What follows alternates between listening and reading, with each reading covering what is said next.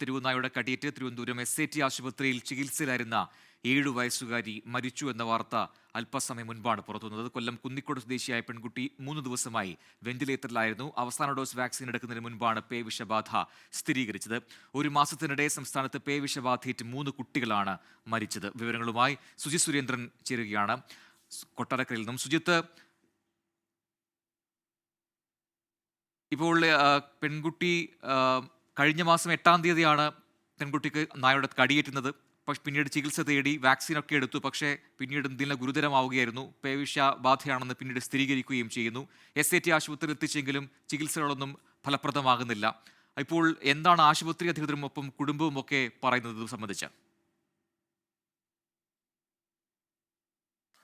പ്രജിൻ, കുട്ടിക്ക് വാക്സിനുകളെല്ലാം തന്നെ കൃത്യസമയത്ത് തന്നെ നൽകി എന്നുള്ളതാണ്. അവസാനം നൽകേണ്ട ലാസ്റ്റ് ഡോസാണ് എടുക്കേണ്ടിയിരുന്നത്. അതിന് തൊട്ടു മുൻപാണ് കുട്ടിക്ക് പനി ബാധിച്ചത്. അതിനുശേഷമാണ് കുട്ടിയെ SAT ആശുപത്രിയിലേക്ക് പ്രവേശിപ്പിക്കുകയും ചെയ്തത്.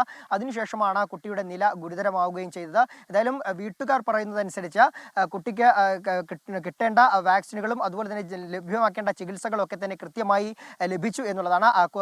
കുന്നിക്കോട്ടെ കുടുംബാരോഗ്യ കേന്ദ്രത്തിലും അതുപോലെ തന്നെ SAT ആശുപത്രിയിലും ഒക്കെ തന്നെ ചികിത്സ കൃത്യമായി വേഗം ലഭിച്ചു എന്ന് തന്നെയാണ് വീട്ടുകാർ പറയുന്നത്. പക്ഷേ പുനലൂർ താലൂക്ക് ആശുപത്രിയിൽ മാത്രമാണ് കുട്ടിക്ക് ലഭ്യമാക്കിയ ഇഞ്ചക്ഷനിൽ പാകപ്പിഴകൾ ഉണ്ടായി എന്നുള്ള കാര്യം വീട്ടുകാർ, കുട്ടിയുടെ ബന്ധുക്കൾ ആരോപിക്കുന്നത്.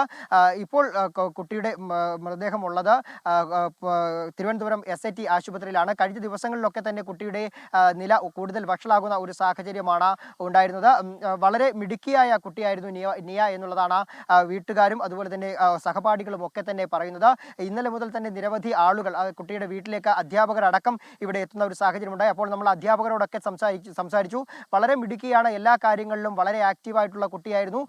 ഈ മുറിവ് ഉണ്ടായപ്പോൾ തന്നെ അവൾ മറ്റു കുട്ടികളെ പോലെ ആയിരുന്നില്ല. ആ മുറിവ് ഉണങ്ങി വരുന്ന ആ സാഹചര്യത്തിലൊക്കെ തന്നെ സ്കൂളിൽ സമ്മർ ക്യാമ്പൊക്കെ നടക്കുകയായിരുന്നു. അപ്പോൾ ആ ക്യാമ്പിൽ പങ്കെടുക്കണമെന്നൊക്കെയുള്ള വലിയ ആഗ്രഹം പ്രകടിപ്പിക്കുകയൊക്കെ ചെയ്തിരുന്നു. അങ്ങനെ സ്കൂളിലെ അധ്യാപകരോടൊക്കെ ചോദിച്ചതിന് ശേഷമാണ് ഈ കുട്ടിയെ ക്യാമ്പിലേക്ക് വീട്ടുകാർ അയച്ചതും. ആ സമയത്ത് മുറിവൊക്കെ തന്നെ ഉണങ്ങിയ ഒരു സാഹചര്യമാണ് ഉണ്ടായിരുന്നത്. അതുകൊണ്ട് തന്നെയാണ് സ്കൂളിലേക്ക് വിട്ടതെന്നുള്ളതാണ് ബന്ധുക്കളൊക്കെ തന്നെ പറയുന്നത്. ഒപ്പം തന്നെ പള്ളിയിലെ മദ്രസ ക്ലാസ്സിലും ഒക്കെ തന്നെ കുട്ടി പോകുന്നുണ്ടായിരുന്നു. ഈ കുട്ടിയുമായി സമ്പർക്കത്തിലുണ്ടായിരുന്ന ആളുകൾക്കൊക്കെ തന്നെ കൃത്യമായി വാക്സിനേഷൻ നൽകുകയും ചെയ്തിട്ടുണ്ട്. ഏതാണ്ട് 28 പേർക്കാണ് ഈ കുട്ടിയുമായി സമ്പർക്കത്തിലേർപ്പെട്ട 28 പേർക്ക് ഇതിനോടകം തന്നെ വാക്സിൻ ലഭ്യമാക്കുകയും പ്രതിരോധ കുത്തിവയ്പ് എടുക്കുകയും ചെയ്തിട്ടുണ്ട്.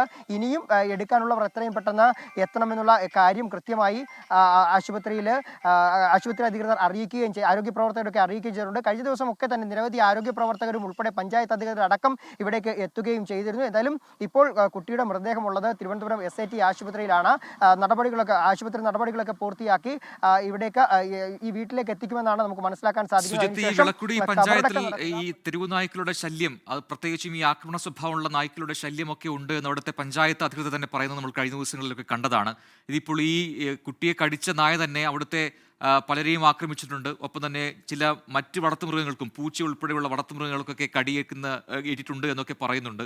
അപ്പോൾ അവിടെ സ്വാഭാവികമായിട്ടും ഒരു മുന്നറിയിപ്പ് നൽകേണ്ടതുണ്ട്. അത്തരം കാര്യങ്ങളിലേക്ക് അവിടുത്തെ പഞ്ചായത്ത് അധികാരികൾ ഇതിനോടകം കടന്നിട്ടുണ്ടോ? ഒപ്പം മറ്റ് മാർഗനിർദ്ദേശങ്ങളും ഒക്കെ നൽകിയിട്ടുണ്ടോ? തീർച്ചയായും പ്രജിൻ, നമ്മൾ ഈ കുട്ടിക്ക് ഇത്തരത്തിൽ കുട്ടിയുടെ നില ഗുരുതരമായതിന് തൊട്ടു പിന്നാലെ ഈ സംഭവവുമായി ബന്ധപ്പെട്ട് നമ്മൾ ഇവിടേക്ക് എത്തിയപ്പോൾ മുതൽ നമുക്ക് കാണാൻ സാധിച്ചത് പലയിടങ്ങളിൽ ഈ കുട്ടിയുടെ വീടിൻ്റെ പരിസരങ്ങളിൽ ഒക്കെ തന്നെ നിരവധി നായ്ക്കളാണ് ഉള്ളത്. പലതും വളരെ അക്രമ സ്വഭാവമുള്ള നായ്ക്കളാണ്. ഇന്നലെ നമുക്ക് കാണാൻ സാധിച്ചത് ഈ കുട്ടിക്ക് നായയുടെ കടിയേറ്റ നിർമ്മാണം പുരോഗമിക്കുന്ന വീടിൻ്റെ അടുക്കളയിൽ നായ പെറ്റുകിടക്കുന്ന ഒരു സാഹചര്യമാണ് ഉള്ളത്. ഈ പരിസരത്തേക്ക് നിരവധി കുട്ടികളുള്ള പ്രദേശമൊക്കെ ഇവിടെ ഈ കുട്ടിക്ക് കടിയേറ്റ തൊട്ടു വീടിനോട് ചേർന്നുള്ള വീട്ടിലൊക്കെ തന്നെ നിരവധി കുട്ടികളുണ്ട്. ആ കുട്ടികളെയൊക്കെ പുറത്തിറക്കാൻ വീട്ടുകാർ ഭയപ്പെടുന്ന ഒരു സാഹചര്യമാണുള്ളത്. അങ്ങനെ ഇന്നലെ പഞ്ചായത്ത് അധികൃതർ ഇടപെട്ടുകൊണ്ട് ഈ നായ്ക്കളെയൊക്കെ തന്നെ ഇവിടെ നിന്നും മാറ്റാനുള്ളൊരു ശ്രമം നടത്തി. അതിൽ അക്രമാസക്തനായ ഒരു നായയെ മാത്രമാണ് മാറ്റാൻ സാധിച്ചത്. ഈ പ്രദേശത്ത് ഈ ഒറ്റപ്പെട്ട പ്രദേശങ്ങൾ പലയിടത്തുണ്ട്. അവിടെയൊക്കെ തന്നെ ഈ അറവു മാലിന്യങ്ങൾ പലയിടങ്ങളിലായി കൊണ്ടുവന്ന് നിക്ഷേപിക്കുന്നു എന്നുള്ള ഒരു കാര്യമുണ്ട്. മാത്രമല്ല ഈ പ്രദേശങ്ങളിലൊക്കെ തന്നെ തന്നെ പുനലൂർ ഈ വിളക്കുടി പഞ്ചായത്തിൽ ആറിടത്താണ് ഈ അറവുശാലകളുള്ളത്. അതുകൂടാതെ അത് അംഗീകൃതമായ അറവുശാലകൾ, എന്നാൽ അനധികൃതമായി നിരവധി അറവുശാലകളുണ്ട്. ഇവിടെ നിന്നുള്ള ഈ അറവ് മാലിന്യങ്ങളാണ് ഈ പല പ്രദേശങ്ങളിലേക്കും കൊണ്ടിടുന്നത്. അത് ഭക്ഷിക്കുന്നതിന് വേണ്ടിയാണ് ഈ തെരുവ് നായ്ക്കൾ എത്തുന്നത് എന്നുള്ളതാണ്. അങ്ങനെ ആ നായ്ക്കൾ പെറ്റുപെരുകയാണ് ഇത്ര വലിയ രീതിയിലേക്ക് മാറുകയും ചെയ്തിട്ടുള്ളത്. നമ്മൾക്ക് ഈ വഴി കടന്നു പോരാൻ കഴിയാത്ത സാഹചര്യത്തിൽ രാത്രികാലങ്ങളിലൊക്കെ ഇവിടെ സഞ്ചരിക്കാൻ പോലും കഴിയാത്ത രീതിയിലുള്ള നായ്ക്കളുടെ ഒരു ശരി സുജിത്, എന്തായാലും കൂടുതൽ പ്രതികരണങ്ങൾ നമുക്ക് എന്തായാലും വിളക്കുടിയിൽ നിന്നും ആവശ്യമുണ്ട്. കാരണം ഇത് ഇത്തരം വലിയൊരു ആശങ്കയൊക്കെ ആ മേഖലയിൽ ഉണ്ടാക്കിയിട്ടുണ്ട്. വാക്സിൻ എടുത്തിട്ടും ഈ രീതിയിൽ പേവിഷബാധ ഏൽക്കുന്നു. ഇപ്പോൾ ആ കുട്ടി മരിച്ച വാർത്തയൊക്കെ വരുന്നു. സ്വാഭാവികമാണ് അവിടെയുള്ള ആൾക്കാർക്ക് ഒരു ആശങ്ക ഉണ്ടാവുക. അപ്പോൾ ആ നായ്ക്കളെ, പ്രത്യേകിച്ചും ഈ ആക്രമിച്ച നായ്ക്കളെ, ഒപ്പം മറ്റ് ആക്രമണ സ്വഭാവമുള്ള തെരുവ് നായ്ക്കളെയൊക്കെ അവിടുന്ന് മാറ്റേണ്ടതുണ്ട് എന്നൊക്കെയുള്ള ആവശ്യം നാട്ടുകാർ ഇതിനോടൊക്കെ ഉന്നയിച്ച് കഴിഞ്ഞിട്ടുമുണ്ട്. അപ്പോൾ ഇനി എന്താണ് അവർ പറയുന്നത്, ഒപ്പം പഞ്ചായത്ത് അധികാരികൾ എന്ത് പറയുന്നു ഈ വിഷയത്തിൽ എന്നൊക്കെയുള്ളത് പ്രധാനവുമാണ്. നമുക്കൊന്ന് തിരുവനന്തപുരത്തേക്ക് പോകാം. SAT ആശുപത്രിക്ക് മുന്നിൽ നിന്നും അശ്വിൻ പാലാഴി കൂടി ചേരുന്നു. അശ്വിൻ, SAT ആശുപത്രിയിൽ വെന്റിലേറ്ററായിരുന്നു പെൺകുട്ടി ഉണ്ടായത്, ചികിത്സയിൽ 7 വയസ്സുകാരി. ഇപ്പോൾ ഈ മരണവാർത്ത എത്തുന്നത് ഏതാണ്ട് ഇന്ന് പുലർച്ചെ 2 മണിയോടുകൂടിയാണ്.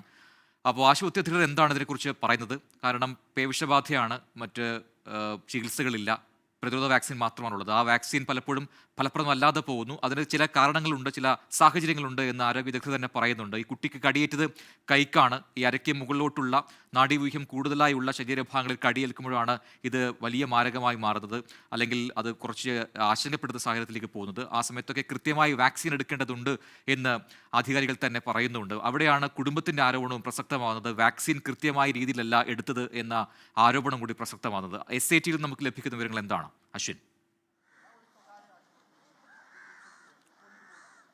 പ്രജിൻ, നമ്മൾ ഇന്നലെ ഈ ഡോക്ടറുമായി സംസാരിക്കുമ്പോൾ അവർ പറയുന്ന ചില കാര്യങ്ങളുണ്ട്. ഈ വാക്സിൻ കൃത്യമായി തന്നെ എടുത്താൽ പോലും ഇത് ഈ ഞരമ്പുകളിലാണ് ഈ കടിയേൽക്കുന്നതെങ്കിൽ അത് വലിയ ആശങ്കാജനകമായ സാഹചര്യത്തിലേക്ക് ഈ കുട്ടിയെന്നല്ല ആരായാലും അതിൻ്റെ ആരോഗ്യാവസ്ഥ വളരെ മോശമാകുന്ന സാഹചര്യത്തിലേക്ക് പോകുമെന്നുള്ളതാണ്. ഈ കുട്ടിയുടെ കടിയേൽക്കുന്ന ഭാഗം കൈമുട്ടിന് മുകളിലാണ്. അവിടെ ആഴത്തിൽ നായയുടെ ഒരു പല്ല് ആഴത്തിലിറങ്ങുന്ന രീതിയിലാണ് ഈ കടിയേറ്റത്. അതുകൊണ്ട് തന്നെ അത് വളരെ ഗുരുതര സ്വഭാവത്തിലായിരുന്നു. ആദ്യം പുനലൂർ താലൂക്ക് ആശുപത്രിയിലേക്ക് പ്രവേശിപ്പിച്ചെങ്കിലും പിന്നീട് ആരോഗ്യാവസ്ഥ ഗുരുതരമായതിനെ തുടർന്നാണ് ഈ SAT ആശുപത്രിയിലേക്ക് കൊണ്ടുവന്നത്. ഇവിടെ നീണ്ടനാൾ ചികിത്സയിൽ കഴിഞ്ഞു.